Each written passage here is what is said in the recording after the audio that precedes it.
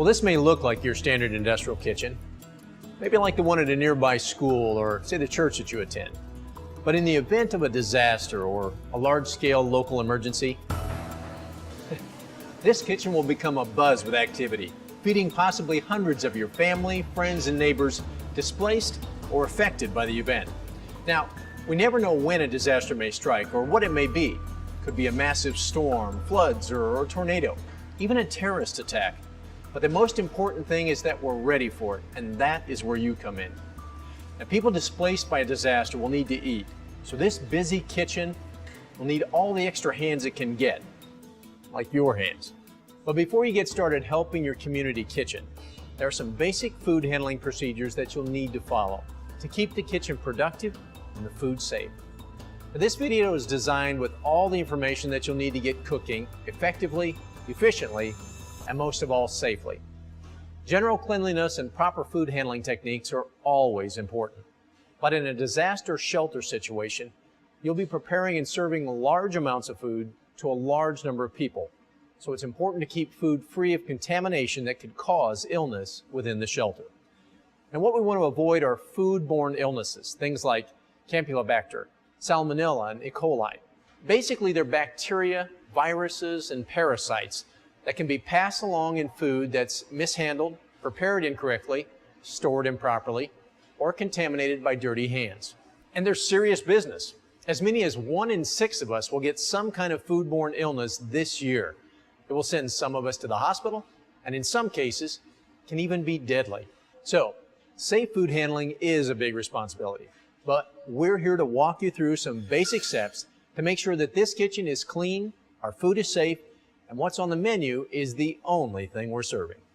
To keep it simple, we're going to divide everything you need to know into 4 easy steps: clean, separate, cook, and chill. Having a clean working environment starts with you. So if you're sick, stay home. Sick people should never prepare or serve food.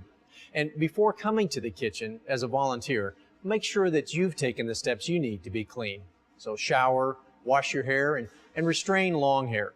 Now, if you have short hair, a baseball cap will work as a restraint. Make sure you always wear clean clothes and an apron. Now, when you arrive at the kitchen, store any personal belongings in a designated area away from food. Now we're ready to begin. Always wash your hands before beginning a task, and hands should be washed at a sink designated for hand washing. Start with warm water and get your hands wet. Add soap and scrub. Now make sure that you get every nook and cranny and wash well above your wrists as well. About 20 seconds. I like to sing the ABC song to help me pass the time. Anyway, rinse all the soap off and dry with a paper towel. Now, here's a trick you might not know. Make sure that you turn off the water with the paper towel. Then throw the towel away in the trash and you're ready to go. Well, now that your hands are clean, let's start working on cleaning your work surface. Now, food preparation tables like this one should be washed with soap and water and then followed by sanitizer. To make sanitizing solution, mix a cap full of plain chlorine bleach with each gallon of water.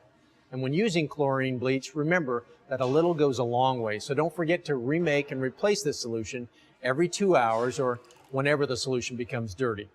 Proper dishwashing and sanitizing are crucial steps to keeping your kitchen clean and safe. Now, for all the dishes, pots, pans, and utensils, you'll want to follow these steps. First, scrape off excess food into the trash. Then, set up a 3-sink wash, rinse, and sanitize station. Wash in hot water with detergent until visibly clean. Then rinse in clean hot water, removing all soap film. Then you want to sanitize in sanitizing solution for at least 30 seconds. And remember, to make sanitizing solution, you take 1 capful of plain chlorine bleach in every gallon of water. Now, after sanitizing, allow the utensils to air dry and never towel dry. Now, if a commercial dishwasher is available, make sure that you follow the directions for loading properly. And don't forget to wash your hands after you load the dirty dishes. Regardless of the method you use, once the dishes are air dried, store them in a clean place. And now they're ready for the next use. and then keep some of the sanitizing solution in a pail with a sanitizing cloth. Keep it clean and fresh, and use it to keep all the surfaces in your kitchen clean. Make sure that you store the cloth in the solution when it's not in use. Well, beyond these basics, just use common sense. And if you have any questions or you're not 100% sure about something, find someone who knows and ask. It's always better to be safe than sorry.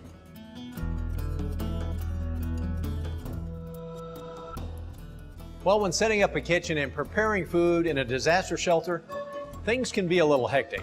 That's why our next step will help you stay organized and stay safe. Separate. Now, as food comes into the disaster shelter, there are a few things that you'll want to know. First, only accept packaged foods from approved sources. Now, homemade items, wild game, meat, and other foods that are not approved, well, those things should never be accepted. Inspect food upon arrival for damage or defect, and then store all food items at least 6 inches above the ground and keep them separate from any hazardous or harmful materials. To avoid cross-contamination within the refrigerator, food should be stored in leak-proof containers or on trays and arranged so that none of the raw juices contaminate any of the other foods. And make sure that you keep raw meat away from prepared food and any ready-to-eat items. Now, ready-to-eat items refer to foods that require no further cooking or preparation. They're just ready to be served. Now, on to preparation. Improper handling of food and poor personal hygiene of food handlers are leading causes of foodborne illness outbreaks. Hands that are not properly washed cause foodborne illness.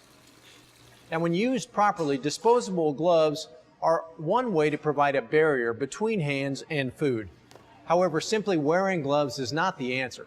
Improper glove use can be as big a problem as poor hand hygiene itself. For gloves to provide an effective barrier between the food and the food handler, hands should be properly washed before putting gloves on or changing gloves. And remember, when washing your hands, use soap and warm water, rub your hands together to create suds, and then continue rubbing them together for approximately 20 seconds. Be sure to scrub between your fingers and under your fingernails. Rinse well and then dry with a disposable towel or a warm air dryer. And make sure your hands are dry, very dry, before you put them in the gloves or it'll be difficult to put them on. And also remember to never blow into the glove to make it easier to put on, because doing so immediately contaminates the glove. Germs on your hand can be transferred to the exterior of the gloves when they're removed from the box.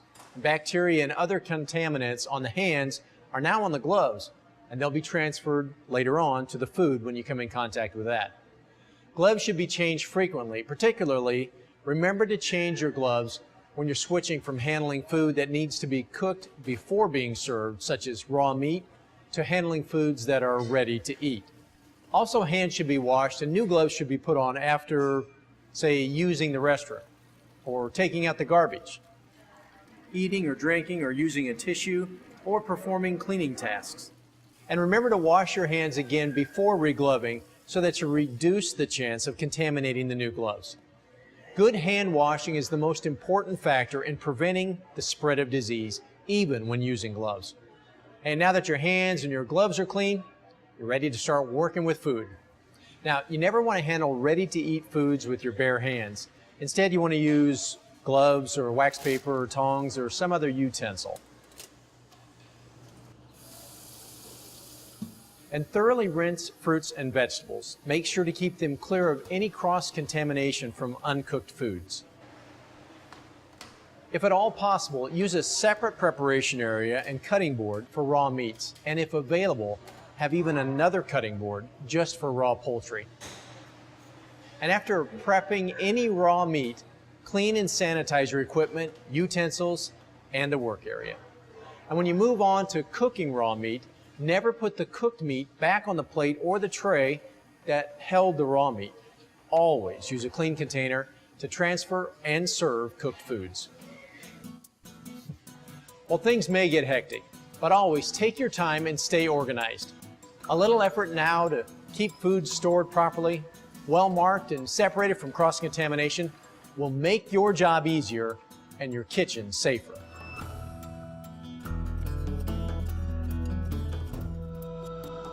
Well, a kitchen in a disaster shelter can be a busy place. People are displaced, they're frightened, and they're hungry. Well, now that we've seen some tips on getting our kitchen set up cleanly and safely, and we've gone over some guidelines on how to receive, store, and prepare food, it's time to get cooking. We all know the cooking basics. Say you're cooking dinner for a family of 4, but things get a little different when you might be cooking dinner for 400. But a lot of the same basics apply. We want to make sure that everybody gets fed a healthy and hearty meal, and we want to make sure that there are no worries of foodborne illness. Making sure that all food is cooked thoroughly and handled properly is a good place to start. You know, if the food is frozen, it must be properly thawed. And there are several techniques that will work, but food should never be thawed at room temperature. You know, although we might think that we can tell when something is done, the best way to know that food is at a safe temperature is to use a food thermometer. Well, once food is cooked, make sure to put it in a clean and sanitized container. Absolutely no juices from raw foods should ever come in contact with cooked food. And all cooked foods that are being reheated also need to be heated to the safe temperature. Do not use a crock pot, slow cooker, or serving steam tables to reheat food. A microwave, oven, or stovetop is needed to reach the desired temperature and the desired time to keep the food bacteria-free. And never attempt to reheat food more than once. Cooking and reheating small batches is the best way to make sure that you're not wasting any food. Well, now that all the food is cooked and ready to serve, your job isn't quite finished. It's important to make sure that all the food stays hot enough to ward off the growth of any bacteria. Well, all of these steps are to ensure that all foods, both hot and cold, are kept out of the temperature danger zone. By keeping hot foods hot at 135 degrees Fahrenheit or above, and cold foods cold at 41 degrees Fahrenheit or less, all of the food that you serve will be safe and free of harmful bacteria. Well, it's important to remember that at any step in food preparation, if food falls out of the safe temperature range for an extended period of time or is in any other way compromised, it should be thrown out. Look, food cannot be improved once it's been compromised.